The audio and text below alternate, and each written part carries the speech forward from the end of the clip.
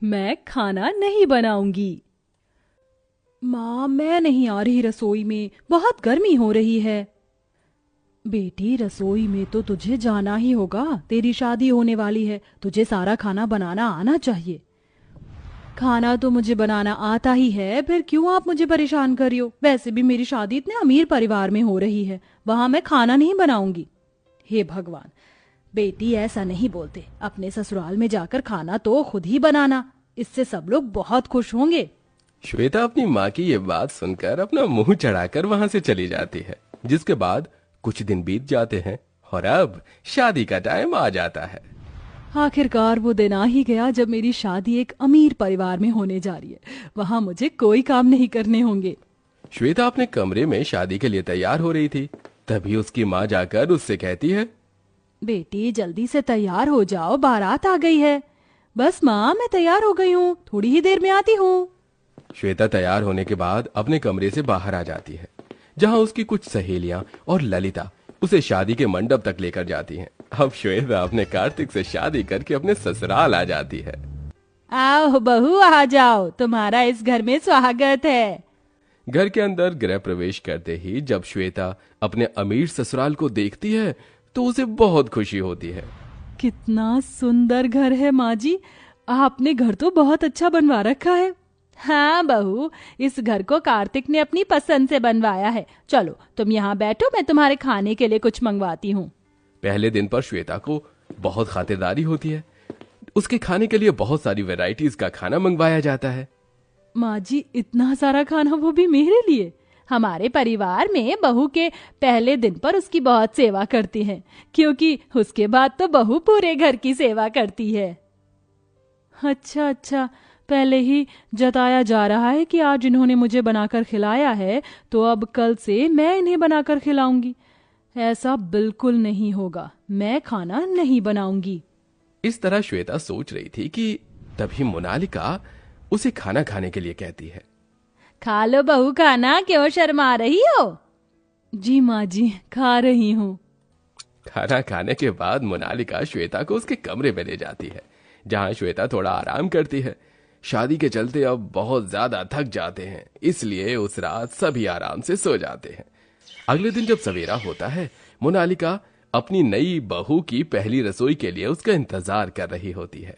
अरे क्या बात है, अभी तक बहू रानी आई नहीं, आज तो उसकी पहली रसोई की रस्म है। मोनालिका ऐसा खुद से कह ही रही थी कि तभी श्वेता अपने कमरे से बाहर आती है। आ गई बहू तुम, मैं तुम्हारा इंतजार कर रही थी, काफी समय लगा दिया सजने धजने में। माँ जी, अब नई नई बहू हूँ तो थोड़ा तो समय लगेगा ही। चलो ठीक है, जाने दो। देखो, आज तुम्हारी पहली रसोई की रस्म है, जाओ रसोई में जाकर कुछ खाना बना लो, और हाँ, सबसे पहले मीठे में ही कुछ बनाना, ये रस्म के हिसाब से बहुत जरूरी होता है। मैं खाना नहीं बनाऊंगी। श्वेता के मुंह से यह सुनते ही मोनालिका और वहां खड़े सभी लोग हैरान रह जाते हैं। अरे श्वेता, तुम ऐसा क्यों कह रही हो? पहली रसोई की रस्म के लिए तो सभी लड़कियां बहुत खुश होती हैं। लेकिन मैं खाना बनाने के लिए बिल्कुल भी खुश नहीं हूँ, इसलिए मैं खाना नहीं बनाऊंगी। लेकिन बहू, फिर पहली रसोई का क्या होगा? अरे, घर में इतने सारे नौकर हैं ना माँ जी, उनसे बनवा लीजिए, लेकिन मैं खाना नहीं बनाऊंगी। श्वेता ऐसा कहने के बाद अपने कमरे में चली जाती है। माँ, कोई बात नहीं, शायद वो बहुत ज्यादा थकी हुई है, इसीलिए खाना नहीं बनाना चाहती होगी। अच्छा चलिए, मैं ऑफिस के लिए निकलता हूँ। कार्तिक इतना कहकर ऑफिस के लिए निकल जाता है। इसके बाद मोनालिका अपने घर की शांता से कहकर खाना बनवा लेती है। शांता, एक काम करो, नई बहू रानी के कमरे में उसका खाना भिजवा दो। ठीक है माँ जी, अभी भिजवा देती हूँ। शांता खाना परोस कर श्वेता के कमरे में लेकर जाती है, जिसके बाद वो श्वेता को खाना देती है। बहू रानी, नाश्ता कर लीजिए। खाना देखकर श्वेता बहुत खुश होती है। अरे वाह, अब तो मजा ही आ गया, अब तो बिना मेहनत के ही खाना खाने को मिलेगा। श्वेता को ये कहते हुए शांता सुनती है तो उसे थोड़ा अजीब लगता है, तो वो श्वेता से पूछती है। बहू रानी, बुरा ना मानो तो एक बात पूछ सकती हूँ? हाँ हाँ, पूछो। आप खाना क्यों नहीं बनाना चाहती हो? क्योंकि बचपन में जहाँ मेरी खेलने कूदने की उम्र थी, वहाँ मेरे हाथों में चूल्हा चौका लग गया था। मेरी माँ को पैरालाइज हुआ था और मुझे ही खाना बनाना पड़ता था। मेरी शादी के 2 से 3 साल पहले ही मेरी माँ का इलाज हुआ था और वो ठीक है अब। लेकिन इस दौरान मैं खाना बनाने से बहुत ज्यादा ऊब गई हूँ और अब मैं खाना बिल्कुल नहीं बनाना चाहती। शांता ये सुनकर चुपचाप वहां से चली जाती है।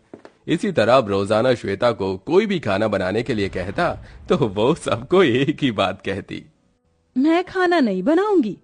ओहो, आज तो शांता आई नहीं, उसकी तबीयत खराब है शायद। फिर आज बहू ही अपने हाथों का कुछ बनाकर खिला ही दे, एक बार पूछ ही लेती हूँ। मोनालिका श्वेता के पास जाती है। बहू, आज शांता काम पर नहीं आई है, उसकी तबीयत खराब है, तुम खाना बना लोगी? मैं खाना नहीं बनाऊंगी। लेकिन बहू। माँ जी, मैंने कहा ना, मैं खाना नहीं बनाऊंगी। मोनालिका ये सुनकर चुपचाप श्वेता के कमरे से बाहर आ जाती है, जिसके बाद वो खुद ही रसोई में जाती है और खाना बनाने लगती है। लो जी, कर लो बात। बहू होने के बाद भी रसोई में मुझे खड़ा होना पड़ रहा है। ये कैसा नसीब है मेरा। पता नहीं बहू के हाथों का खाना कब नसीब होगा।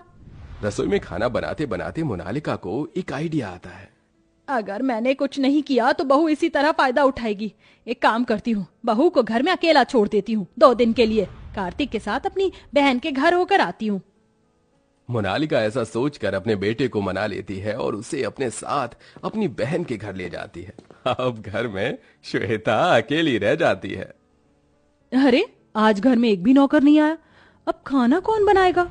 माँ जी भी नहीं है, कार्तिक जी भी माँ जी के साथ ही गए हुए हैं।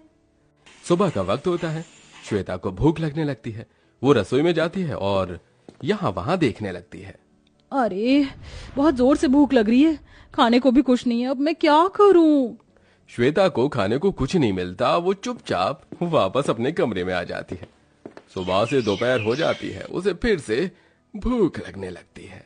मुझे तो भूख लग रही है, रसोई में जाती हूँ। श्वेता रसोई में जाती है। अब मैं क्या करूं? खाना तो है ही नहीं, अपने लिए क्या बनाऊं? श्वेता अपने लिए खाना बनाने की कोशिश करती है, लेकिन खाना तो बनाना बहुत दूर की बात। वो रसोई में गैस जलाना भी भूल चुकी थी। इतने समय से मैंने कुछ बनाया ही नहीं, मैं तो खाना बनाना ही भूल गई। अब क्या बनाऊं, कैसे बनाऊं, कुछ समझ नहीं आ रहा। श्वेता दोपहर में फिर से रसोई से वापस अपने कमरे में आ जाती है और सो जाती है। शाम को जब वो उठती है तो उसको बहुत तेज भूख लगती है और फिर से रसोई में वो जाती है। लेकिन हर बार की तरह इस बार भी वो कुछ नहीं बना पाती, जिसके चलते वो भूख के मारे वहीं बेहोश हो जाती है। उसी वक्त कार्तिक और मोनालिका घर लौट आते हैं। अरे बहू बहू बहू, ये क्या? ये तो बेहोश हो गई, जल्दी से डॉक्टर के पास लेकर चलते हैं। मोनालिका अपने बेटे के साथ अपनी बहू को डॉक्टर के पास लेकर जाती है, जहां डॉक्टर उसका चेकअप करते हैं और उसे खाना भी देते हैं। इसी के चलते श्वेता को अपनी गलती का एहसास होता है और वो अपनी सास से कहती है, माँ जी, मुझे माफ कर दो। मैं हमेशा यही कहती रह गई कि मुझे खाना नहीं बनाना, और इसी के चलते मैं खाना बनाना ही भूल गई। अब मुझे इतना भी नहीं आता कि मैं अपने गुजारे लायक भी बना सकूं। आज के बाद मैं ऐसा कभी नहीं कहूंगी। आप मुझे खाना बनाना सिखा दो, मैं फिर से पहले की तरह खाना बनाना चाहती हूँ। हाँ हाँ बहू, बिल्कुल, मैं तुम्हें खाना बनाना सिखाऊंगी। इस तरह मोनालिका अपनी बहू को खाना बनाना सिखाती है, जिसके बाद श्वेता पहले की तरह अच्छा अच्छा खाना बनाने लगती है और वो अपने हाथों से खाना बनाकर अपने ससुराल में सभी को खिलाती और वो सब एक साथ खुशी खुशी रहने लगते हैं।